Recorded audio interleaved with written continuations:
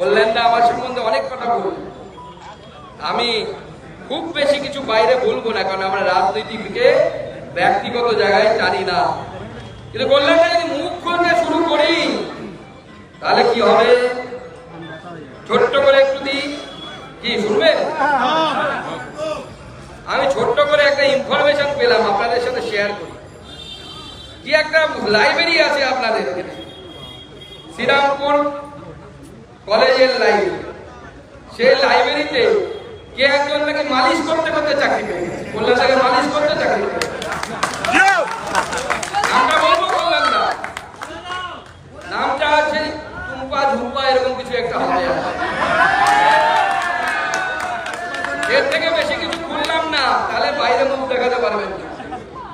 আপনারা খোঁজ নিন কে লাইব্রেরিতে তেল মালিশ করে চাকরি পেয়েছে। আগে যাদবকে মালিশ করতো, যাদব চাকরি দিতে পারলো না, তখন কল্যাণদার কাছে চলে গেল, কল্যাণদাকে মালিশ করে দিলে কল্যাণদা খুশি, কল্যাণদা চাকরি দিয়ে।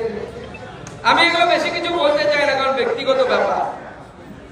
দেখুন, আপনি বলেছেন ভাষণে, আপনার ভাষণ তো না বাইট দিয়েছে, সুকান্ত মজুমদারকে ফু দিলে নাকি উড়ে যাবে। আপনাদের ফুয়ের গল্পটা বলি, তা আপনারা কলকাতা থেকে অনেক দূরে, কলকাতা থেকে আমার এলাকা অনেক দূরে, তাই হয়তো আপনারা খবর পান। 2024-এর ইলেকশনে ফু দিতে কারা কারা গেছিলেন বালুরঘাটে জানেন? এই কল্যাণদার কথা মতো মমতা ব্যানার্জি